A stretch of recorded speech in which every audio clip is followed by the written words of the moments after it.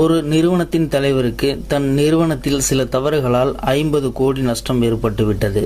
மிகவும் சோர்ந்து போய் அருகில் இருந்த பூங்காவிற்கு சென்று அங்கிருந்த சிமெண்ட் பெஞ்சில் அமர்ந்தார். அப்பொழுது சற்று பெரிய மனிதர் போல தோற்றமுடைய ஒருவர் இவருக்கு அருகில் வந்து அமர்ந்தார். இவர் சோகமாக அமர்ந்திருப்பதைக் கண்டு, ஏன் சோகமாக இருக்கிறீர்கள் என்று கேட்டார். அதற்கு அவர், எனது தொழில் நஷ்டமடைந்து விட்டேன், நான் மிகவும் மனமுடைந்து போய்விட்டேன் என்றார். எவ்வளவு ரூபாய் நஷ்டம் என்றார். அவர் 50 கோடி ரூபாய் என்றார். இவர், அப்படியா, நான் யார் தெரியுமா என்று கேட்டு அந்த ஊரின் பிரபல செல்வந்தரின் பெயரை சொன்னார். அசந்து போனார் இவர். சரி, 50 கோடி பணம் இருந்தால் நீ சரியாகி விடுவாயா என்று கேட்டார் அவர். உடனே முகமலர்ச்சியுடன் இவர், ஆமாம், எல்லாம் சரியாகிவிடும் என்றார்.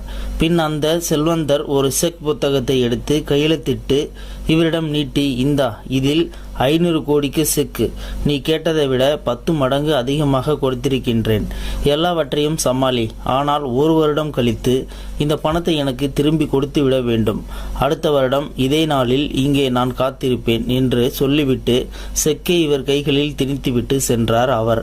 பின் அந்த நிறுவனத்தின் தலைவர் வேகமாக அலுவலகத்திற்குள் சென்றார்.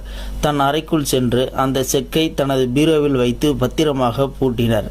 பின் தனது உதவியாளரை அழைத்து அனைத்து ஊழியர்களையும் நிர்வாக கூட்டத்திற்கு அழைத்து வர ஏற்பாடு செய்ய சொன்னார். ஊழியர்கள் அனைவரும் கூட்டத்தில் அமர்ந்திருந்தனர். இந்த நிறுவனத்தின் தலைவர் பேச ஆரம்பித்தார். நண்பர்களே, நமது நிறுவனத்தில் 50 கோடி நஷ்டம் ஏற்பட்டுள்ளது. ஆனால் எப்போது என்னிடம் 500 கோடி ரூபாய் உள்ளது. ஆனால் அந்த பணத்தை தொடமாட்டேன். இந்த நஷ்டம் எப்படி ஏற்பட்டது, எதனால், எதற்காக ஏற்பட்டது என்று ஆராய்ந்து அதை களைந்து நமது நிறுவனத்தை வெற்றிகரமாக செயல்படுத்த நீங்கள் அனைவரும் ஒத்துழைப்பு கொடுங்கள் என்று கேட்டுக்கொண்டார். பின்னர் வேலைகள் வேகமாக நடந்தன. தவறுகள் கண்டுபிடிக்கப்பட்டு களையப்பட்டன. மிக சரியாக அனைத்து ஊழியர்களையும் ஒத்துழைக்க வைத்தார்.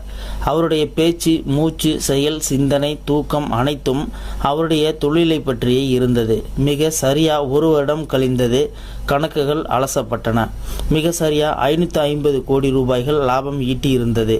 இவருடைய நிறுவனம் அடுத்த நாள் விடிய காலை அந்த செல்வந்தர் கொடுத்த 500 கோடி செக்கை எடுத்துக்கொண்டு அந்த பூங்காவிற்கு விரைந்தார். சென்ற வருடம் அமர்ந்த அதே சிமெண்ட் பெஞ்சில் அமர்ந்தார். காலை நேரம், அதனால் பனிமூட்டத்துடன் காணப்பட்டது. சற்று நேரம் கழிந்தது. தூரத்தில் அந்த செல்வந்தரும் அவருக்கு அருகில் அவரை கைகளால் பிடித்து கொண்டு ஒரு பெண்மணியும் வந்தது. பனிமூட்டத்தில் ஊடே தெரிந்தது. சில வினாடிகள் கழிந்து பார்த்தால் அந்த பெண்மணி மட்டும் வருகிறார். அந்த செல்வந்தரை காணவில்லை. அவர் சென்று அந்த பெண்மணியிடம், எங்கே அம்மா, உங்க கூட வந்தவர் என்றார். அதற்கு அந்த பெண்மணி பதட்டத்துடன், உங்களுக்கு அவர் ஏதாவது தொந்தரவு கொடுத்து விட்டாரா என்றார். இவர், இல்லை அம்மா, ஏன் கேட்கிறீர்கள் என்றார். அந்த பெண்மணி, இல்லை ஐயா, அவர் ஒரு பைத்தியம், அதாவது மனநிலை சரியில்லாதவர். செக்கு தருகிறேன் என்று சொல்லி இங்கு இருப்பவர்களிடம் தனது பழைய செக்கை கிழித்து கையெழுத்திட்டு கொடுத்து விடுவார் என்றார். ஒரு நிமிடம் அந்த நிறுவன தலைவருக்கு பேசவே முடியவில்லை. அப்போ நம்மால் முடியும் என்று நினைத்தால் நிச்சயம் முடியும், அதுவே நம்மை காப்பாற்றி இருக்கிறது என்று நினைத்தார்.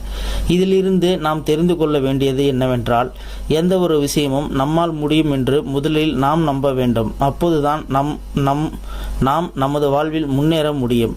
வாழ்வில் நீ முன்னேறு, நாளை நீ ஒரு வரலாறு என்ற கூற்று நிச்சயம் ஒரு நாள் உண்மையாகும். ஸோ நண்பர்களே, இது ஒரு அருமையான பதிவு தான்.